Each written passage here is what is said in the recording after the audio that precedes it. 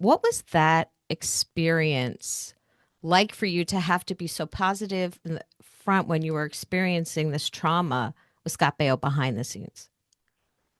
Well, I have this really weird relationship with that show because it was one of the best times in my life and one of the worst. Thanks for watching Hot Flashes and Cool Topics podcast. Be sure to subscribe and ring that bell to catch all of our conversations. Now, on to the show. Welcome back to Hot Flashes and Cool Topics. Welcome. Thank you. Thank you for having me. Bridget is very sad that she is not going to be joining us, but I promised her that we would ask all the good questions and obviously talk about what's going on in your life. And I wanted to start with, how are you feeling today? How are you doing? Today I'm good. I'm having a really good week. I had a couple bad weeks for a while. My month is sort of half good, half bad. Oh, okay. So it's a cycle of my treatment. So, but the good ones, the good days and the good weeks are the best. So I get really excited and I'm happy that I know that they're coming and I'm happy when they arrive and I don't look back. Oh, well, I'm glad to hear that because I think a lot of people are thinking of you and following your journey with breast cancer. And we're going to get into that because I want to talk about the fact that you're doing alternative and obviously Western medicine, but also alternative. But why have you not written a book? Because I'm going through your life and I'm like, you are the perfect memoir. Why are you not writing one? When people say that to me, I always say because I don't think like the best chapter has happened yet. You That's know, awesome. That's a really great answer. it's like I'm just I feel like I was such a late bloomer, emotionally and mentally that I'm only just getting started at 53 years old, and I'm not ready for it. And I feel like once you write a book, it's so permanent and you can't go back and change anything, right? And I'm just evolving at a faster rate than I ever did before. So I feel like every month I'm a different person and I'm like, oh, I wish I could go back and change that. It's the same reason I haven't written a book about my cancer journey is because I like the social media aspect of it where it's evolving, it's always evolving and you can change it and add and when new things come out, it's you're able to adjust. Was that a surprise to you, not the diagnosis, but a surprise to you that in your 50s you feel like, because we hear it from so many women, that we are just evolving. It was like a secret. Nobody told us this was going to happen, that we were on this new great journey. It's like a secret that no one was sharing. Do you feel that way? Absolutely. 100%. It's and I wouldn't swap it out for my youth ever. Not at all. Like Totally not at agree. all. I'll take all the bad that comes with it for the good that yeah, because just the comfortability, the happiness, the security, just yeah, all of it is yeah, Is kind pretty of cool, amazing. right? And we talked to some women who are 60 plus that say it's even better. Like I'm I excited. believe it. Yeah, I'm 57 now, and I'm actually looking forward to turning 60 because they're like, there's something that happens that you just, it's not even coming into your own. It's just you realize there's so much to do and see and learn that nobody told you was going to happen. Yes, and you're afraid of so much less, right? Your fear Hmm. factor has gone way down, so you're able to explore and adventure more than you would have, I believe. That's Absolutely. And I think also you don't care what other people think. that's So right. That's right. if there was a way to learn that lesson, I'm sure with the whole Baywatch experience, it would have been great. Well, yeah, yeah. If I had known then what I know now, oh my, it would have been a game changer. Absolutely. So I wanted to start. When I was doing research, I didn't realize you started at age 5 I did. working. That's crazy.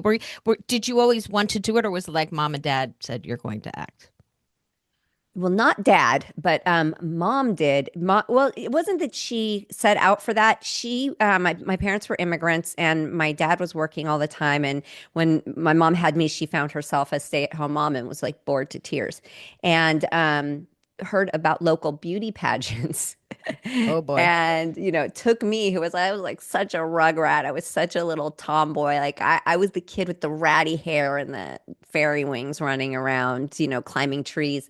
And she wanted me to be in beauty pageants. And I agreed if we could go to the venues early and stay late for the swimming pools. Like that was my trade-off.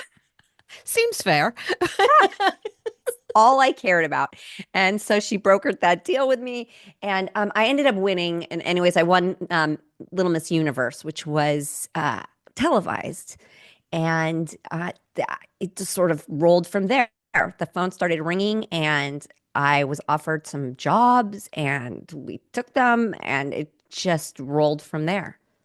And then in high school, you were on Charles in Charge. I Right. was. And again, a whole story with that I hadn't realized, like, obviously, because we're close in age, when I watch a show, no one would have any clue what the dynamics were behind the scenes. And we didn't have social media that kind of took you behind the scenes. What was that experience like for you to have to be so positive in the front when you were experiencing this trauma with Scott Baio behind the scenes? Well, I have this really weird relationship with that show because it was one of the best times in my life and one of the worst. And I think I did a really good job of bearing the bad and just kind of pretending that that wasn't happening. And I was able to do that for a long time, for a Yeah. very long time in life. And it was just so much easier to bury it than to talk about it because it was embarrassing. It was, you don't know who's going to say what. It's people are judgy. And really, truly, you feel like there's going to be shame and embarrassment and all of that. And then there's a part of you that doesn't want to corrupt the legacy of the show. There was so many factors that go into it. And I just really did a great job of putting that in a box up in a dark corner and, just focusing on what was good. What made you say no? Like, I want to speak about it. This needs to be told, the story. Well, I didn't really actually make that choice in a moment. I started to sort of talk about it as an adult. And really, how it blew up was his wife was saying some terrible remarks to me on social media. Go figure. She's notorious for that. And I made a remark to her about it. And I woke up in the morning and my manager was like, "Welp, you have to talk about this now, or you need to get on a plane and go talk about this now, or he's going to talk about it and he's going to tell the story." And it really caught me off guard. I don't know that I was ready, but are you ever going to be ready? It was one of those things I just kind of got pushed off the ledge of like, talk about it. And I felt like, okay, well, at least we were in a climate where people were hearing and listening, Right. where we weren't before. Before it was a lot more of like, you should be so lucky or, oh, lucky you kind of thing. Whereas now, finally, at least some of the people were acknowledging that it's traumatic. So that's just really how it sort of unfolded. And then when I felt the release of that and how healthy that was, and when people started thanking me and saying that I helped them to speak out, then there was no turning back for me because I realized it wasn't just about me anymore and my feelings. This was a group effort, and this was for women and men and boys. And it just really gave me the gas to move forward with talking about it.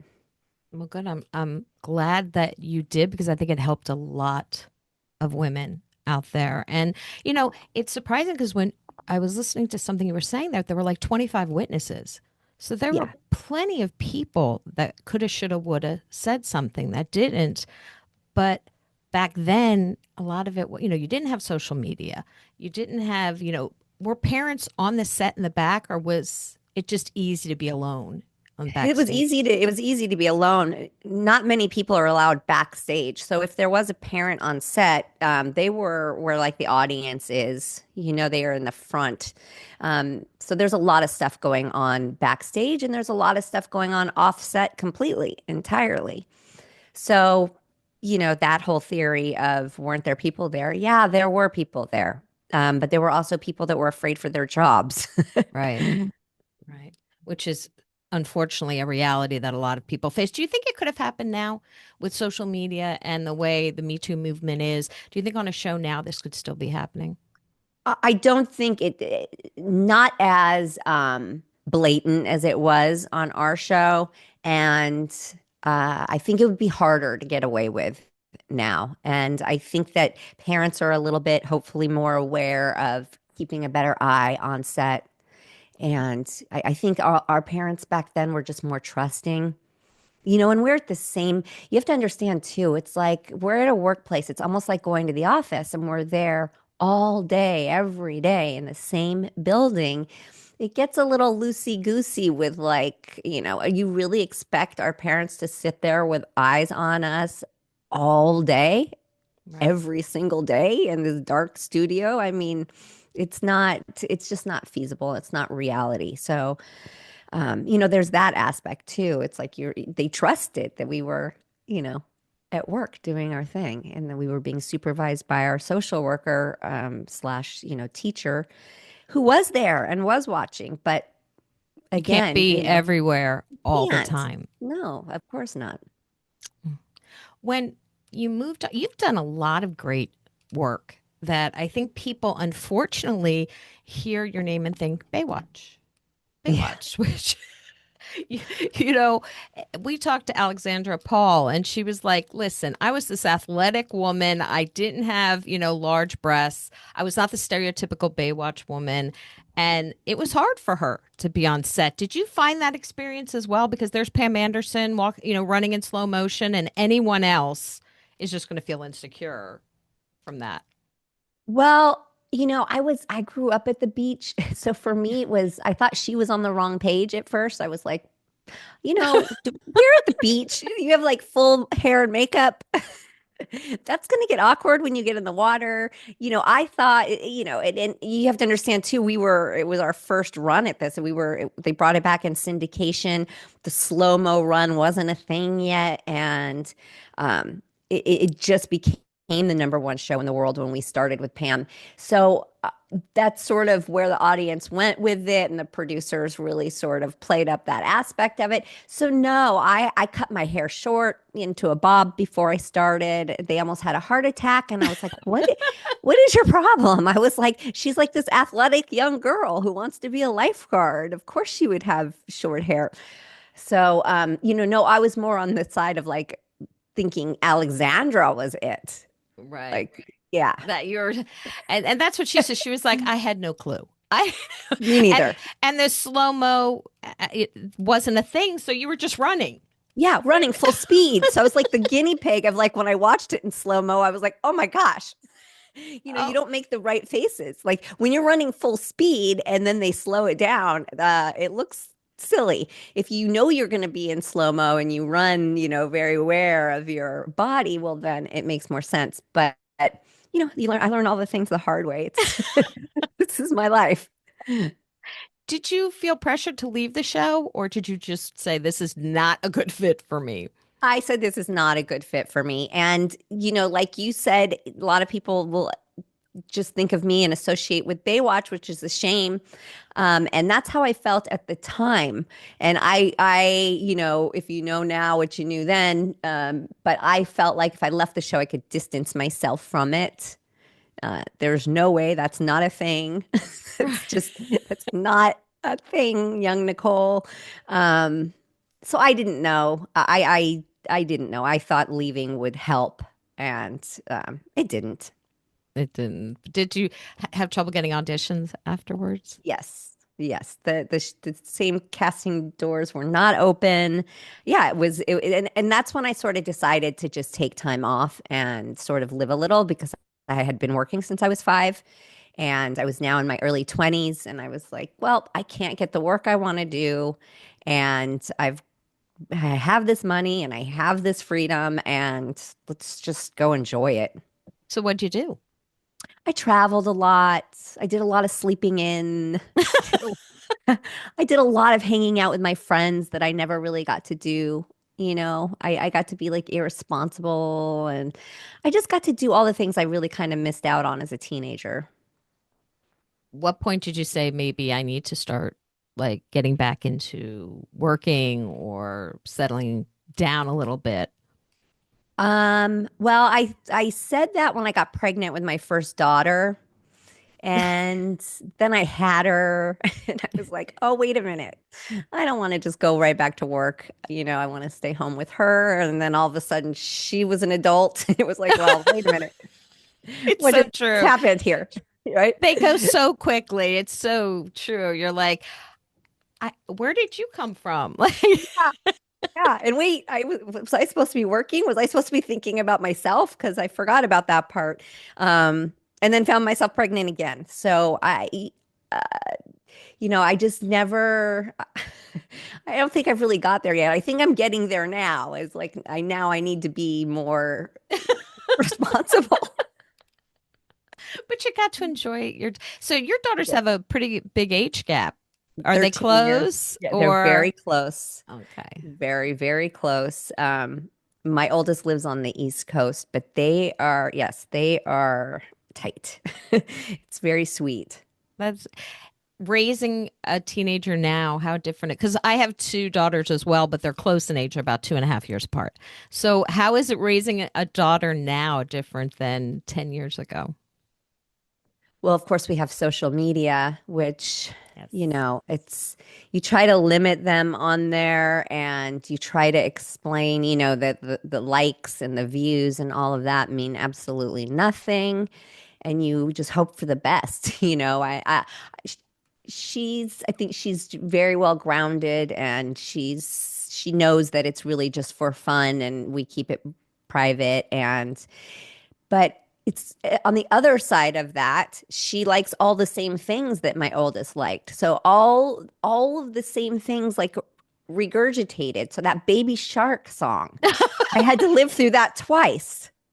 Pokemon, Powerpuff Girls, all this I had to live through twice. Miley Cyrus, Hannah Montana, twice. Um, Pretty Little Liars now, twice. Everything is repeating itself. Is it more painful the second time? Yes, it is. 100% is, because the first time you think this will pass, this is going to pass, and then you're like, here we are again. Yeah, so it's all brand new on one hand, and then it's all the same old stuff on the other hand. So I love having two adult children, but how have you found having your daughter's 27, right? yeah, uh-huh. How do you find having an adult daughter? What's it like I for you? love it. I love it. I do have to check myself that she is an adult, so I she know, does not right? have to check in with me as much as I would like her to. I find myself like, so what are you doing? Where are you? Let me know when you get there. And it's like, she's gonna be 30, Nicole. Like, leave her alone. But it's hard. And I raised them by myself both times, so we're very, very tight like that. So they give me grace with my helicoptering, because they feel the same way. My youngest tracks me. She was the one that said, "Put your tracker on, put your location on," Right. and Find my phone, find my yeah, family. uh-huh. That's funny because when we were talking to Elizabeth Perkins and she recently moved from the West Coast to the East Coast and she drove alone. She wanted to. And Oh, her daughter made her put on the tracking device and yes. actually carried on her purse. And she's like, Mom, you might leave your purse, your phone somewhere. I want it on your physical body while you're going. Yeah, So that would be mine. it's almost like they start parenting us and it's sweet to watch, but it's funny. Like you were never a kid. Right. Right. It's like as if I grew up when we didn't even have a phone. Like when I'll make suggestions of like, well, just go get on your bike and go meet up with your friends, because we live in a place where you can do that. And she's like, "Are you crazy?" And I'm like, "No, I am actually not crazy. I grew up in a place where you rode around until you found where everybody's bikes were parked." Right, Knew exactly. where everybody was. Yeah, yeah. So You hung out in parking lots and the movie theaters and things. yeah, and the ice skating rink and the park. Yeah, the beach. We did these things. Exactly. So you did not get married. You were engaged to Corey Haim, which I did not know. Were you just doing a lot of films together? How did you guys meet? Well, I actually met him when he first moved to Los Angeles after shooting Lucas, and he was out here for promotional stuff and then ended up moving here. So I actually met him then and we started dating as kids. And it was, on again, off again, on again, off again. Same as when we were adults. But yeah, we were doing some films together. And it was sort of like since we were together, they would just book us on the next movie together. And I think we did like 4 movies in a row or something. And yes, he proposed. And then, we got offset and got home and got to reality. And it was like, it fizzles right out. Did you ever feel the sense that you wanted to be married or just not timing wasn't right, person wasn't right? Yeah, it's like I change so much and I like that and I always want to be that. And I just never could understand. And I'm also my kids are like this too. Like our social meter can only go so far and then we need to just be alone. And I couldn't imagine someone that's like not my blood being in my home all the time. Like this thought freaked me all the way out.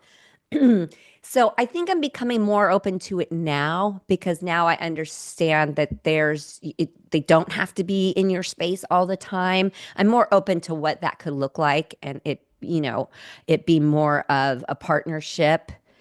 And but up until now, no. And I never had any idea what I would want in a partner. Like I just was so emotionally unintelligent my whole life. Or independent. You can look at Or that.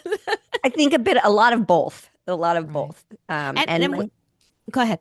Well, just my focus was my girls.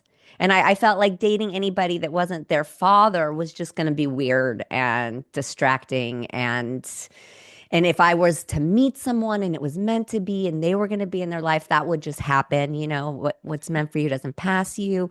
But that didn't happen. So my focus was just raising my girls and enjoying that time. And that's it. That's all we needed.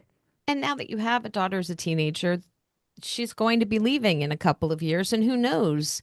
People think, oh, we're in our 50s, well, there's still a lot of life A left to lot of life. live. A lot.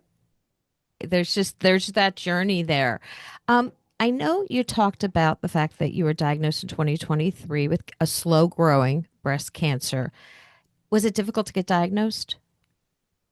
Yeah, it was. It was during the pandemic, I believe, when it started, or right before the pandemic, and I was getting mammograms. And so, although it was a slow growing cancer, when we finally were able to look at it properly through the right scans, it was large and it had spread and it was in the lymphatic system. So I have really dense breast tissue, and mammograms are not the ideal testing for that. And mammograms are radiation, a carcinogen, that I was radiating a breast that had cancer cells and it was being missed. And so I feel like the mammograms probably increased the size of the tumor and the growth of the Okay. cancer. And I wasn't doing my self exams. And that's where I want to kick myself. And that's a big message is to do your self exams. I refer back to the pandemic because I wasn't seeing my gynecologist, as many of us weren't. And that's who would normally do the self test on me. Right. She would feel. And so I didn't see her for a couple of years. And I felt a throbbing one day and I went in the shower and did my own self exam and found it. And still, even after we knew it was there, after biopsy, positive diagnosis, the mammogram still didn't really see it. So, Really? yeah. So it's So more like the ultrasound and the biopsy that the ultrasound, the CT scans, the MRIs, which are all very dangerous. The Right. ultrasound's the only one in there that's not dangerous. But that's when they could finally get a clear view on it and said, okay. Because on the ultrasound, it just looked like a little tumor. And they thought, oh, we're going to do a lumpectomy and we don't think you're going to need chemo. And then when the other test results came in, the surgeon said, I can't even operate on you. We're going to have to do a chemo lot of first. high dose chemo and see if we can shrink it down to a place where we can remove it. And I know you talked about in the very beginning when we were discussing that you've kind of mixed Western medicine and some more holistic approaches. And like Cancer Schmancer with Fran Drescher, she talks a lot about products. And you mentioned you listened to Dr. Cohn's interview about detoxify. So, what have you been doing to kind of complement the chemotherapy and radiation? Well, this would take all day, but Sorry. it would take all day. It really would. I do I do everything. I make fresh elixirs that I drink, and I take probably 25 supplements a day. I meditate. I try to eat well. I do a lot of fasting. I do a lot of reading. The detoxify your home, I love because I'm big on, I went through and obviously threw out anything that was toxic in the home, the products, because you don't really realize like how many toxins you are, breathing and putting on your body every day. It's wild. It's not just what you're eating. And so, yeah, all the products in the house. And my hardest was fragrance, like giving up fragrance and candles. So researching companies that luckily, there are available products out there that are non-toxic now. Your laundry detergent, your water. I mean, you name it, I'm on it.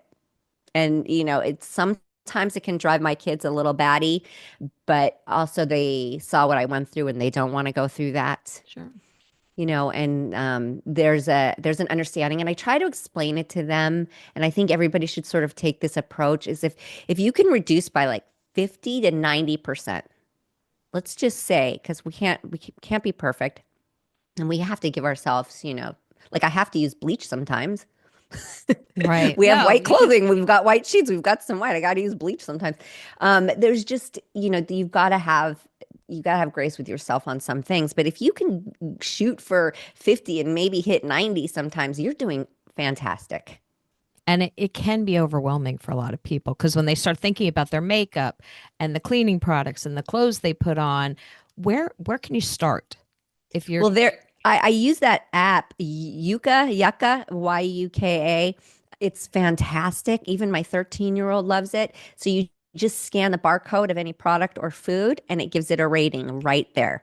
And if it rates low, it will give you a suggestion for a better alternative. oh So wow. with products, it's great because a lot of them will say they're clean and this and that. They're iffy. And then there's one that's right next to it that's, way better. And this app will really, I'm not sponsored by them or anything like that. So I'm not pushing them for that. I just find it taking a lot of the guesswork out of it because if we want to sit there and read the ingredients list of every label, I mean, I'm already blind and then I go cross-eyed trying to read. And they write it so small So small. on They don't want purpose. you to see it. That's right. And I met my daughter. What does this say? What is that word right there?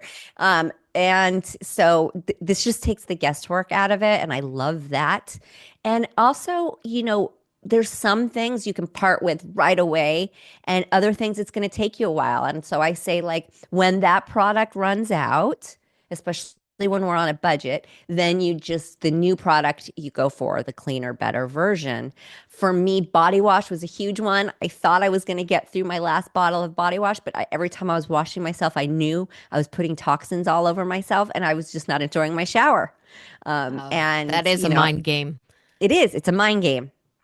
But it's a good one because once you get into that mindset, it does become easier, and I have to go through, so you accumulate. And I found myself, I accumulated a whole bunch of plastic again, and I was throwing it all out. And, you just get glass, you get stainless steel, Right. and it all kind of rolls into the next thing. And there's just so much more available now that makes it so much easier. Well, that is true. And I think once you start, it motivates you because you start to feel better. Yes. And it definitely helps when there are resources like Detoxify. And I mean, I had never heard of Yucca. So Yeah. that's great. We'll make sure to Love have it. that in the show notes. When you were diagnosed, so you were probably about 50, 51 when you were Yeah. diagnosed. Uh-huh.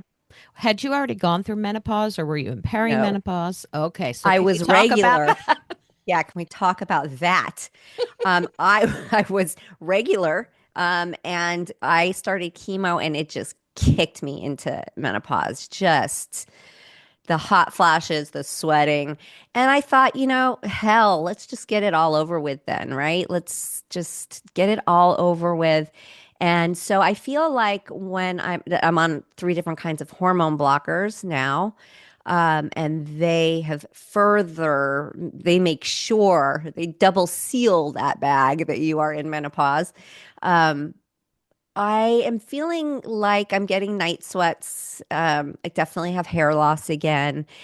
There are some symptoms, but I feel like that initial like horrible, horrible part, I got out of the way when I started chemo.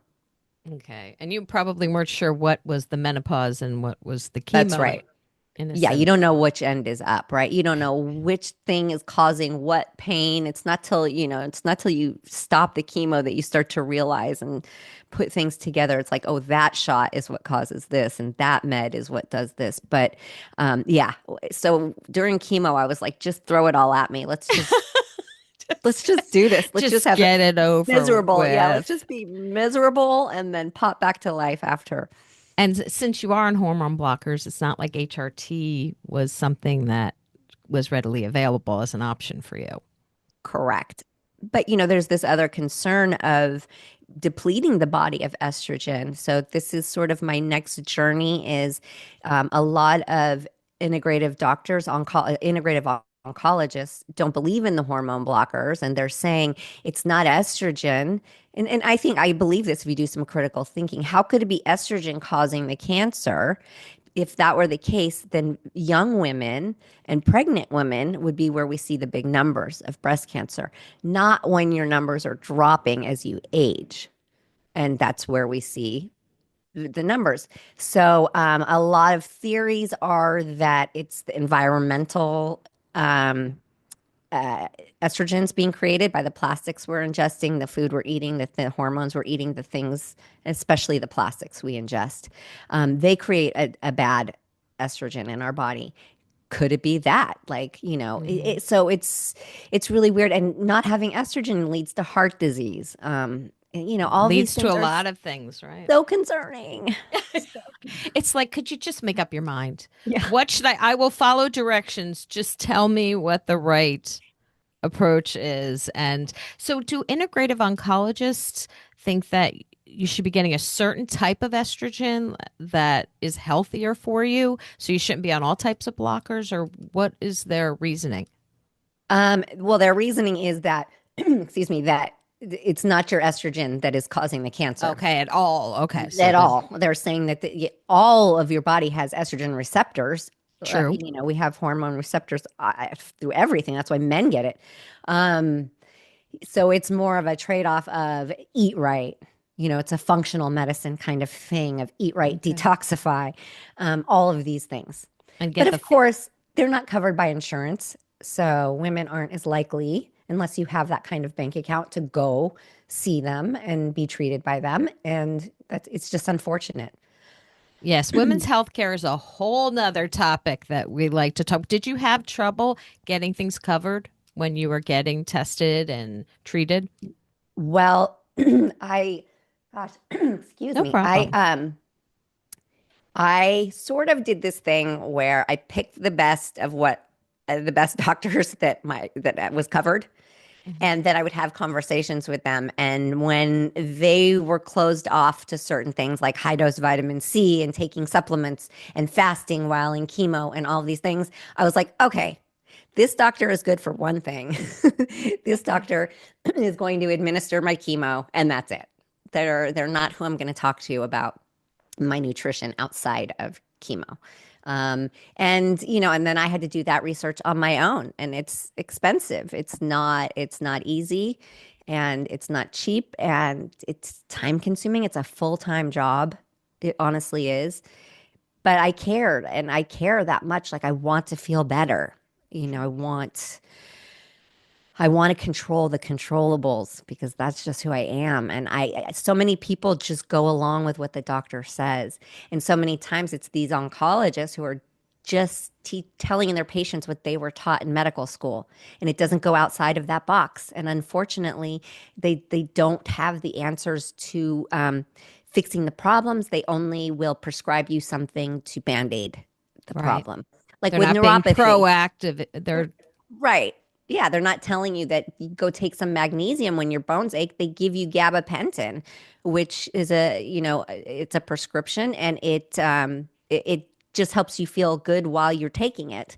Once it wears off, you feel terrible again. Whereas if you take magnesium, the magnesium goes and helps to fix your problem.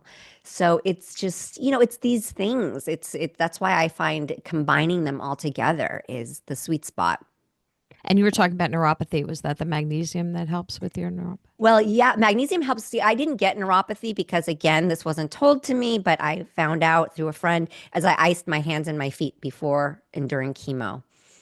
And so I did not get neuropathy. But what I did get is bone pain in my hands and my feet. And so I started using a magnesium oil spray. So I would put magnesium on the skin and I would ingest the magnesium.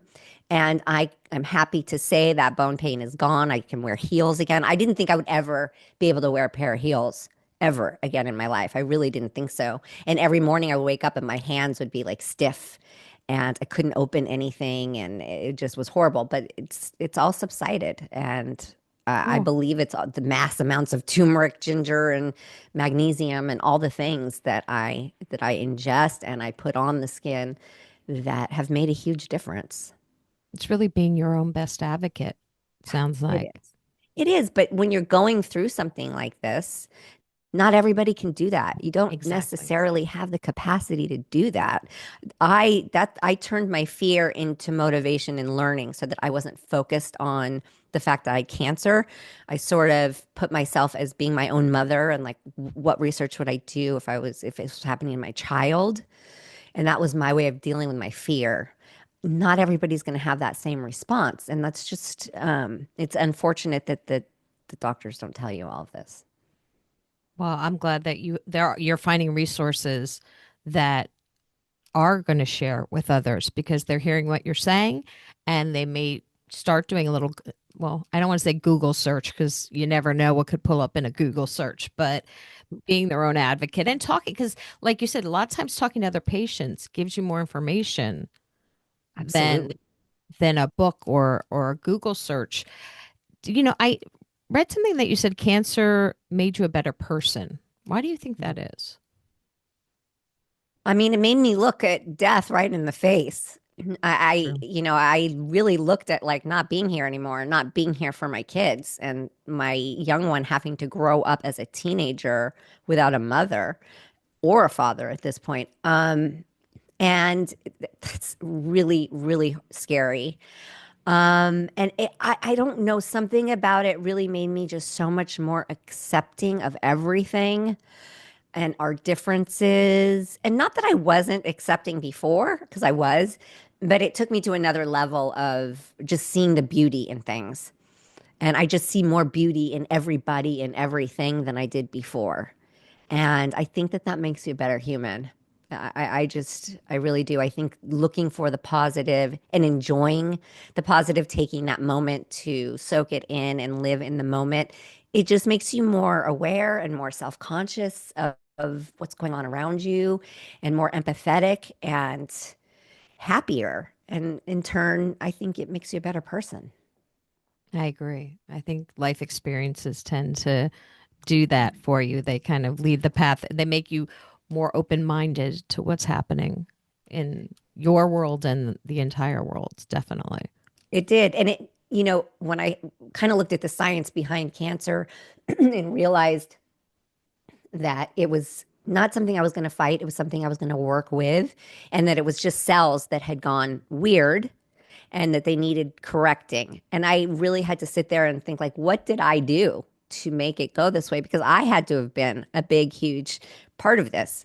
What was I doing and what was I doing wrong? And, without doing it on purpose, it just what was I blind to?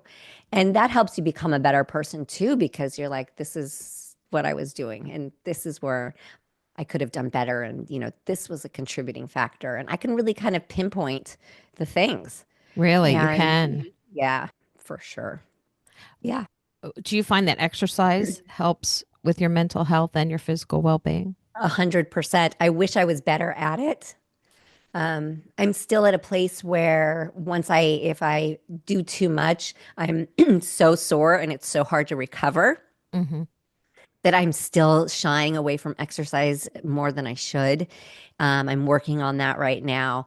It's just that the recovery, my white blood cell count is always so low that my recovery of anything is just like I'm an 80-year-old lady, and so I'm kind of one of those people. I go full steam ahead. So if I go to work out, I work out too hard, and then I can't walk for the next week, and it takes me just so much longer. So I'm trying to find that happy medium of where I'm getting the right amount of exercise, but I'm not going, full steam ahead, and I'm being safe.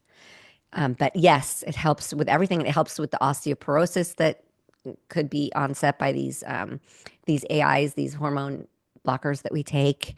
And just getting the blood flowing, helping the heart disease that I was talking about earlier, preventing that. Yeah, Right. and clearing your mind, right? Clearing your mind, appreciating the outdoors and the And just there's so many ways to exercise. And I think as we get older too, you're not doing it for the dress size. You're not doing it it's to make you feel better. It's to help you live longer in a healthy body. that's right. That's You right. know? Yeah. And so I think that definitely that change of thought comes with age. And have you found that certain things that were important to you when you were 30 or 40 just don't seem as important now? Yes.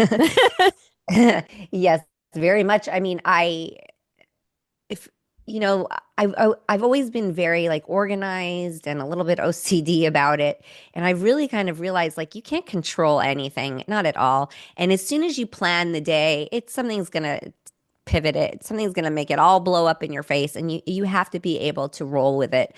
And now I don't even blink when something crazy happens and the plans completely change, and or we thought this was supposed to happen and this happened instead, and it just really made me just live right now. And if I worry, and it's helped me to stop worrying about the past and the present, because you can't worry about it. And when something horrible is coming up and it is, you still need to approach it in like a happy, calm state because the outcome is going to be better. Whereas before I panic and get all stressed out and obsessively think about something. And now I have to remind myself, like, quit it. What's going to happen is going to happen. And if you face it when it gets here with, a calm, level head, the outcome is going to be so much better than if you're just in this tight wound, angry ball. Right. I totally agree with you on that. What about people pleasing? Are you still a people No, pleaser? not at all. It's Not that I great, was isn't ever it? one. I wasn't even much of one before. Now I just, no, I don't care. And I just not at all. And it's so surprising to me of how thick my skin has become and how I don't take anything personal. I just you It's a can't. wonderful privilege, isn't it? When you just realize their opinion is none of your business. Like what they think of you, none of, none of your business. Nothing. Right. And what they think of you has nothing to do with you because they don't even know you or see you clearly. Like it just, yeah, everybody's perception of everything is so different that how could you take it personal? Yeah, it's so freeing. There are privileges. I don't think that we talk enough about the privileges as we get older that we've earned through life experience. And that's definitely one of them. Do you have any desire to get back into acting or maybe some form of the entertainment world? Well, during the pandemic and during my diagnosis, I produced a documentary. So I worked on that for 5 years, and we started it before the pandemic. Had no idea the The pandemic was coming. Baywatch The Baywatch documentary. documentary after Baywatch, and that really got me excited again about the industry and the whole. Because I love the process of it. I love it. An idea that becomes a project and then the finished project. I love all of it, and I thought it was going to make me just want to produce, but it did give me the acting bug of wanting to be in front of the camera again. I just did a part in a Lifetime movie. And up until now, I really haven't had the physical time or strength or ability to do anything. So it is something I'm looking at now because it was really great to be on a set. And this had nothing to do with cancer. I got to be somebody else. And it just was such a good escape for me. And it was familiar. And I loved it. So, yes, I'm to do definitely that in the looking. future. Yeah. And that's we can't wait to see you in something in the Thank you. future. And I just wish you the best of everything, health and happiness, and living through your teenager again. I It's need it. always an experience. And thank you so much, Nicole, for coming on the show. We really appreciate it. I really, really appreciate it. Thank you so much.